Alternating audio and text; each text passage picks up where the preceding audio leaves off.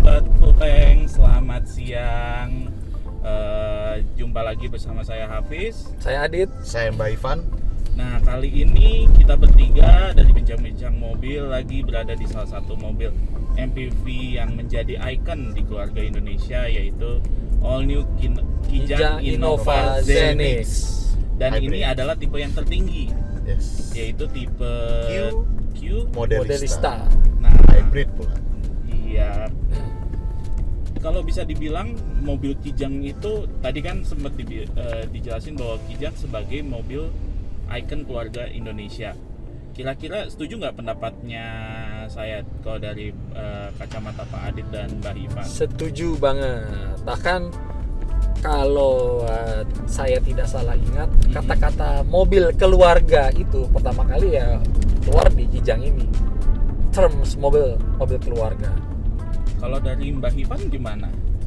Kalau saya juga setuju banget, karena menurut saya Kijang itu juga merefleksikan pertumbuhan ekonomi Indonesia dari asal-usulnya yang hanya mobil pengangkut barang untuk ini ekonomi sampai sekarang ini sudah menjadi sebuah MPV mewah yang canggih. Itu kan menunjukkan ekonomi saya udah naik terus nih sampai sekarang gitu.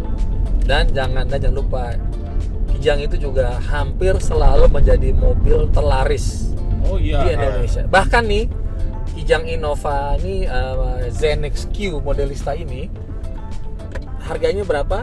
633 juta. Dan itu masih laku. Dan jangan salah, di antara tahun lalu itu mobil terlaris di Indonesia itu adalah Kijang Innova Zenix, 66.000 unit.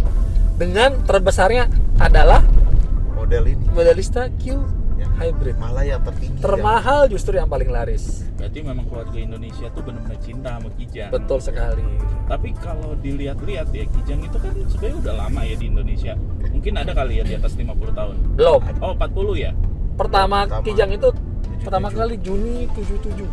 77. Beda setahun doang sama saya ya. Iya. Jadi ketahuan dong. Ketahuan umurnya Tahun berapa? umur. Nah, berarti dari 77 sampai sekarang kira-kira evolusinya kayak gimana sih Kijang dari mata Pak Adit dan Mbak Ivan? Silahkan Mbak Ivan dulu yang terkenal dengan pengetahuan mobil tua. Nah, itu dia. Nah, itu dia evolusi yang menarik. Kalau kita kan Kijang generasi pertama yang kita sebut Kijang Buaya, itu memang awalnya Sorry, dibuat- pertama doyok. Doyok. Bener buaya salah. Buaya, Dua doyok. generasi Doyok. pertama. Balik. Emang mirip sih kebalik, mohon Iya, maaf. karena memang masih basic. Nah, itu mereka awalnya dibuat tuh untuk memberikan modal transportasi untuk usaha, ngangkut barang segala macam. Karena itu dari pabrik hanya tersedia varian pickup, terus yang flat untuk karoseri, dan juga ada yang langkah HSWR ya, high side with roof. Wih. Oke. Akhirnya tapi berevolusi, ternyata kemudian Kijang tidak hanya populer kan untuk pickup saja, kemudian muncul minibus, dan pada generasi ketiga alias Kijang Super mulai muncul bodi seperti yang asli dari Toyota ya. Pertama ada full press body yang dempulnya sedikit, dan kemudian ada Toyota original body yang bebas dempul. Kemudian berevolusi jadi Kijang kapsul. Nah. Itu udah mulai didesain sebagai minibus dulu, bukan pickup dulu. Betul tidak Om Adit? Kayaknya Betul. Om Adit kan terus ya. Dan ciri dan transformasi paling revolusioner di Kijang kapsul itu adalah ketika pintu belakang tailgate itu bukanya ke atas. Oh iya, Udah nggak Karena samping ya? karena Samping. itu adalah penanda bahwa ini mobil penumpang. Kalau yang masih buka ke samping itu artinya mobil barang. Berarti dari Kijang Super ke belakang tuh masih Masih berawalnya nih ya. ini. Berawalnya niaga. Berarti udah dari kapsul terus kemudian ke Innova, itu udah yang benar-benar Ya. full menjadi transformasi mobil keluarga favorit ya. Dan sebenarnya kalau lihat ya Innova Gapton masih ingat dulu masih mungkin kelasnya lumayan menengah ya. Maksudnya masih banyak keluarga menengah bisa beli, dan kemudian sekarang kita berlanjut ke Zenix ini sudah lumayan menengah ke atas ya, boleh Betul. dibilang ya. Ya, Itu betul. sih kalau menurut saya. Berarti kalau menurut Om Adit bagaimana? Betul sekali. Ya kalau kita bicara ini kan sudah masuknya udah segmen C ya. Si segmen ya, karena harga udah 500-600 juta, tapi tetap saja lakunya ampun-ampunan. Karena gini, sebenarnya kita nggak tidak heran ya kalau mobil seperti Kijang ini bisa laku banget gitu, karena memang konsepnya saja. Jadi kalau kenapa orang-orang berduit itu senang banget sama Kijang Innova, karena secara feature, secara kelegaan kita lihat ini lega banget, secara kenyamanan kemewahan dapat, tapi tidak berlebihan. Dan masih bisa dibawa ke pasar. Iya. Nah, tidak mencolok, orang langsung menganggap kesenjangan sosial. betul. Betul. Dan kalau boleh nambahin juga, sebenarnya Kijang itu identifikasinya tuh kayak mobil untuk segala kalangan. Jadi buat pekerja iya, Iya. buat korporasi iya, Betul. buat jadi mobil keluarga antar jemput anak juga bisa. Masih oke. Iya, dan- Tanpa berlebihan. Bayangin kalau sekolahnya di sekolah-sekolah yang swasta yang udah sebulannya puluhan juta, kalau pakai Avanza pasti kan minder. Betul. Iya. Tapi kalau datang pakai Kijang, Dan jangan salah, Kijang juga sekarang beberapa tuh suka diidentifikasi tuh sebagai old money. nah, Ya, orang kayak lama. rakyat lama, Apalagi kalau bentukannya masih bagus, mulus. Ah iya, Betul. Masih orang bawa glory. Kijang Krista. Sampai iya. sekarang orang lihat Kijang Krista akan hormat. Bener. Padahal Harga masih mahal loh. harga Kijang masih kapsul mahal. itu. Krista itu masih 100 di Nah, atas 100 juta. Bayangin, 100 juta dapat mobil umur 20 tahun. 20 tahun. Bayangkan. Nah, Sobat Pulreng, salah satu hal yang menarik Bukunya nih, oh di belakang. dari pembahasan tadi soal Kijang itu, di antara kita bertiga ini ada salah satu yang ternyata menulis buku ini nih. Wih, siapa tuh? Siapa tuh? Nah, kebetulan kalau buku ini punyanya dari Mbak Ivan, tapi yang nulis adalah Pak Adit. Boleh cerita sedikit nggak? Ceritanya buku ini tentang apa sih? Oke. Jadi, ini bukunya Fana, sebagian punya. Jadi ceritanya waktu itu tahun 2007 itu ke tempat kantor gue yang lama, tempat kantor saya yang lama, kita kerjasama dengan Toyota Astra Motor untuk membuat buku 30 tahun Toyota Kijang. Pada waktu itu masih Kijang Innova. Kijang Innova masih baru 3 tahun lah Kijang Innova. Nah, ya yang paling seru ya story dari buku itu adalah kita menggali betul rekam jejak Kijang dari awal. Bahkan saya dulu sampai mewawancarai orang-orang yang terlibat di launchingnya Kijang Buaya, yaitu almarhum Pak Hendra Mata. Sama nih yang paling seru nih, Apa tuh? korespondensi sama orang Jepang yang kalau nggak salah jadi project manajernya Kijang di Indonesia, namanya Mr. Nomura. Tuh. Nah, bahkan Mr. Nomura-san itu dia kirim foto dengan prototipe Kijang di PRJ tahun 75, di mana saya belum lahir 75. Itu belum wawancara-wawancara lain. Nah, dari situ kita banyak tahu soal Toyota Kijang, termasuk nama Kijang itu sendiri. Nah, mungkin Mbak Ivan yang Gimana tuh? sering Ya. terlibat adu keyboard, Ada keyboard zaman Dengan- sekarang ya. Betul. dengan netizen. Ya, karena Soalnya kalau ada yang gini, salah kan kita harus meluruskan dong.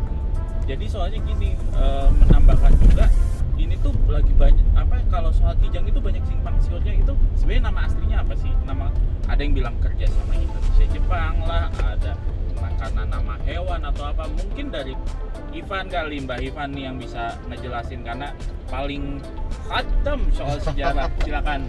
Gimana Intinya tuh? nih, sesuai dengan ada di buku ini ya, di mana Om Adit langsung interview orang Jepang asli segala macam, bahwa Kijang itu dari nama hewan, bukan singkatan gitu. Karena tadinya itu mau dinamain awalnya kerbau, karena Ya. mirip dengan tamarau kan. Tamarau, di ya. Filipina artinya kerbau. Kerbau tuh males. Oh males, kurang kesannya nggak gesit lah. Lalu apa yang gesit? Kancil. Nah, Cuma tapi kancil itu kan mungkin teman-teman yang Gen Z nggak tahu nih dongeng kancil, tapi iya, saya tuh Masih, besar masih. dengan dongeng kancil. Mbak Ivan juga masih Iya. tahu. Kancil tukang mencuri ketimun. iya, konotasinya negatif. Negatif. Iya. Ya, Oh gitu. akhirnya ya udah adalah sayembara yang diikuti internal Toyota, dipilih nama Kijang karena tadi dia tetap Kijang kan lincah ya. Dan kalau ada yang nggak percaya misalkan ini di bukunya saya nih, kalau kalian bisa cari ada press release-nya Kijang tahun 2007 itu ditulis Kijang which means deer in Indonesian. Jadi udah inilah ya, udah jelas kalau Kijang itu diambil dari nama hewan. Sampai sekarang belum ada bukti kalau singkatan, sampai sekarang nggak ada brosur, nggak ada laporan berita, nggak ada apa gitu. Ya, dan waktu ingat juga tuh waktu pernah ada postingan teman kita Ya. yang soal kerjasama Indonesia Jepang itu salah satu tim Markomnya Tam waktu itu langsung komen Kijang bukan kerjasama Indonesia Jepang, langsung tuh strict di komen itu. Oke, berarti udah bisa dibilang mitos tentang nama kerjasama Indonesia Jepang ini hoax ya. Wah, guys. itu bisa-bisaan. Mungkin bercandaan kita mungkin, Iya, tapi karena orang Indonesia suka bikin singkatan. itu bukan versi yang diakui secara resmi. Iya. Dan Nah. kita satu lagi, kita dari ini kita harus belajar nih soal bagaimana kita mengacu atau mereferensikan sesuatu dari hal yang resmi, bukan sekedar omong-omong. Betul. Dan kalaupun saya ketemu di online Pak, dia mengutip dari siapa? Kan harus jelas. Kijang menurut buku, menurut apa? Kalau nggak ada ya semua orang juga bisa nulis gitu kan kira-kira. Kira-kira impresi dari kalian bertiga gimana soal mobil ini? Kalau saya pertama ya, ini mobil tuh bener-bener kayak giant leap, kayak dari Kijang sebelumnya Reborn ke Scenic itu fiturnya udah banyak banget. Salah satunya kita ngomongin dari kenyamanan dulu deh. Kursi tengahnya semuanya udah elektrik, bisa reclining, terus juga dapat sandaran kaki juga elektrik. Sekalipun untuk maju mundurnya masih manual. Nah, terus juga udah ada head unit dengan Apple CarPlay, terus juga kita ada sunroof dan ada ambient light. Plus ini mobil tuh karena pakai hybrid, irit. Iya. Nah, gimana Pak Adit kalau mau nambahin tuh soal keiritan, karena lagi jadi drivernya nih Pak Adit. Nah, tadi tuh waktu kita macet saya sempat melihat di MID kita itu 16 km per liter, dan Irit itu loh. irit banget buat ke mobil dalam sebesar ini dan seberat ini. Itu luar biasa irit, dan memang hybrid ini yang menjadi kunci keiritan ini. Kalau nggak pakai hybrid itu mungkin bisa 19, 118, karena hybrid itu kan kalau dia di kecepatan pelan dia justru lebih hemat, karena mesin bensinnya akan mati dan motor listriknya yang menyala. Bahkan speknya THS ini, Trend Hybrid System itu dia memiliki mode listrik, mode EV yang kecepatannya sampai kecepatan rendah berjalan hanya pure listrik dengan jarak yang variabel. Data resminya kalau nggak salah tidak ada ya, karena itu sangat tergantung kepada kaki Anda. Selama kaki kanan sekolah berarti bisa pakai mode EV-nya. Ya. Nah, kalau dari Mbah Ivan sendiri gimana nih impresinya dengan all new Kijang Innova Scenic ini? Ya, yang paling kerasa itu adalah ya tadi sistem hybridnya nggak hanya bikin irit, tapi juga membantu Minum di ya? kecepatan rendah. Oh, iya. Karena hybrid itu kan bekerja di kecepatan rendah dan listrik itu kan langsung instant torque. Itu biasanya kalau di mobil bensin kan salah satu yang kurang di situ. Jadi ini memberikan apa ya, semacam jawaban, karena dulu salah satu yang populer adalah Kijang diesel, karena satu juga irit dan juga dia memiliki torsi yang gede kan, jadi kasarnya Kijang Innova yang lama tuh kenceng. Tapi ini kalau buat di awal enak banget tuh, kayak tadi Om Adit lagi kecepatannya juga ngegas. Jadi ini bisa lah untuk menaklukkan jalan-jalan Indonesia yang banyak tanjakan segala macam dan tetap nyaman. Setuju. Nyaman ini penting, apalagi kalau untuk menjadi ibarat kata di value ya, kita ngomong value untuk mobil MPV 7 seater di kelasnya. Salah satu yang penting itu kalau buat saya adalah kenyamanan, dan all new Kijang Innova ini udah pastilah achieve kebutuhan itu. Kira-kira kalau saya kan tadi ngomong dari sisi kenyamanan, dari Mbah Ivan dan Pak Adit sendiri melihat Kijang Innova ini punya value apa lagi nih supaya dia bisa menjadi kunci pemain utama di segmennya? Oke, kalau dari saya dulu nih, yang pasti konsepnya adalah mobil keluarga Indonesia. Orang Indonesia sampai sekarang masih butuh mobil 7 seater.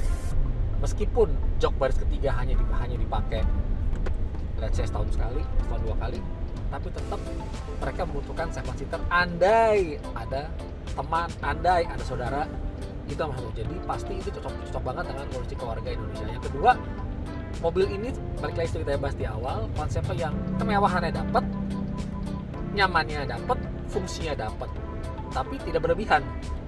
Nggak akan memancing kecemburuan sosial kalau kita ke pasar atau ke proyek atau ke kampung pakai Kijang. Beda sama saudaranya Kijang yang SUV yang identik mobil pejabat ya, itu kan terlalu mentereng. Kalau ini tidak, tetap Ini mewah, subtle.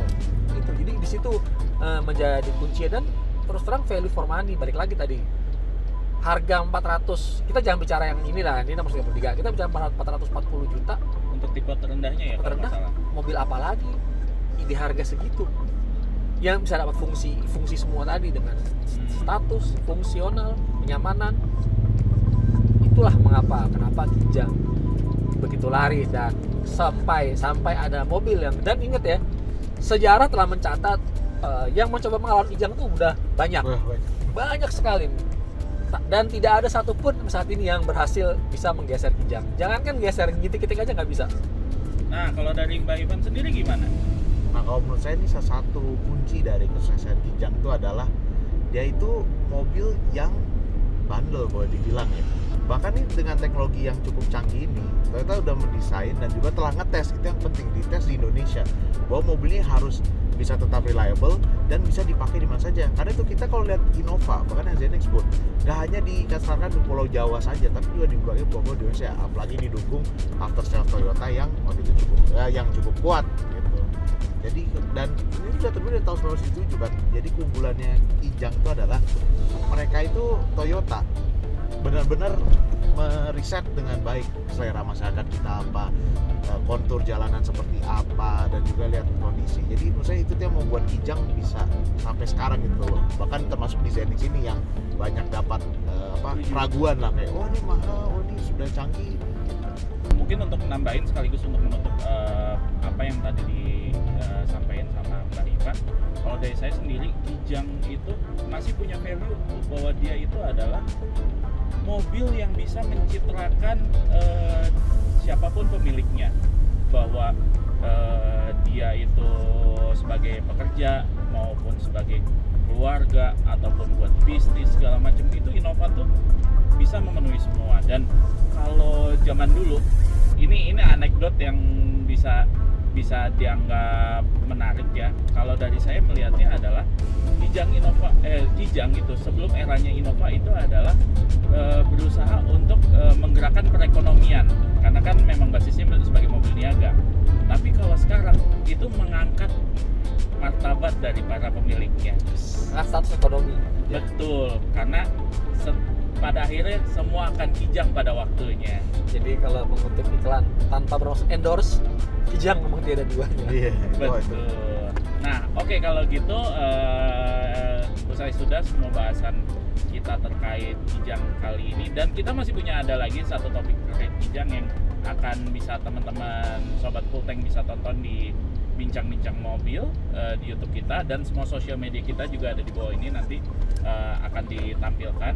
Plus ada satu lagi kejutan dari kita, karena saat ini teman-teman sobat Full Tank bisa juga menikmati konten-konten dari bincang-bincang mobil melalui layanan Pro TV yang ada di semua media jaringannya Promedia Teknologi Indonesia.